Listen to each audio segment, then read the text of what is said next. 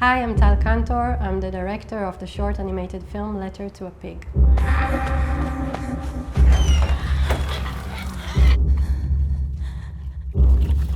The film is about a Holocaust survivor who reads a thank you letter he wrote to the pig he believed saved his life. חזיר יקר. Following his testimony in the classroom, a young schoolgirl, Alma, is drifted into a twisted dream where she confronts big questions on her own identity as the boundary between animalism and the extremes of human nature starts to blur.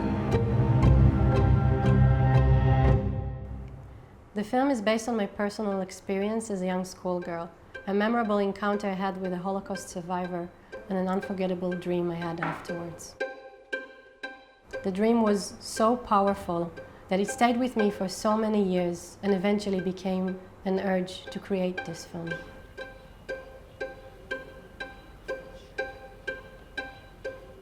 In the public school system in Israel, survivors come to share their stories with the students. We grew up year after year in the shadow of these stories to feel like, in a way, they are our own memories. זה חוזר עליי בציוטים. את העיניים של החיות האלה אני יכול לראות גם עכשיו. What do we do with all these traumatic stories of our ancestors? What do we do with all the pain, the fear? Can we talk about our past traumas without transmitting them to future generations?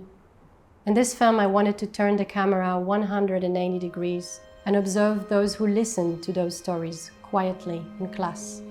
כל מה שהיה לי בראש שנים זה איך אני סוגר איתם חשבון.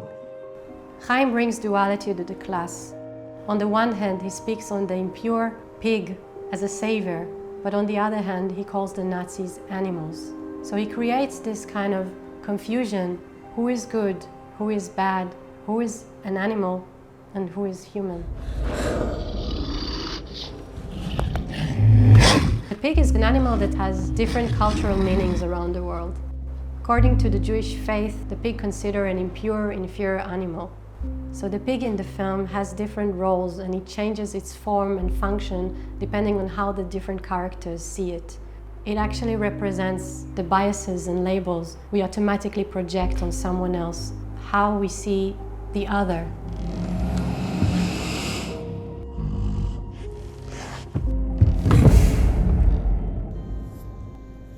The film technique combines traditional hand-drawn and paint animation on paper with video segments. The process of animation, for me, it was very new. I think it's very particular to Tal, to her voice. We combined real documentary footage and actors as a reference for the characters in the film. The actors had to imagine things that were not there and would only appear later in the animation.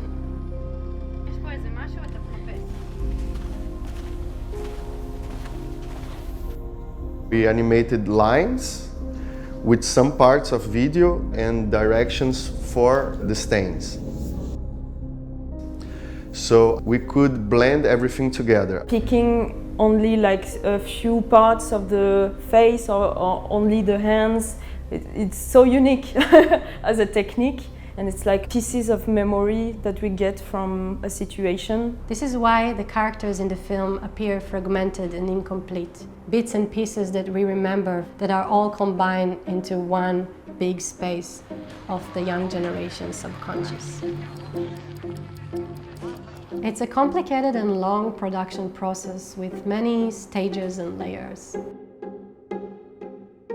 We had no idea how technically complex it would be to achieve such a graphical result.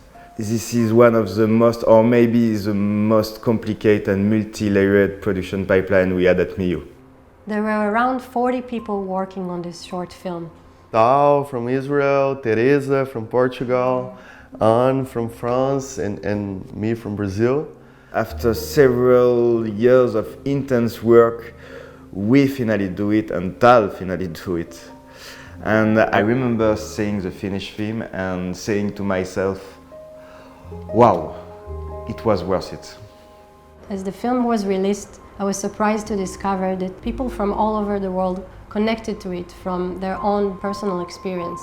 I guess the generational gap and past traumas are something we all share, no matter where we are in the world.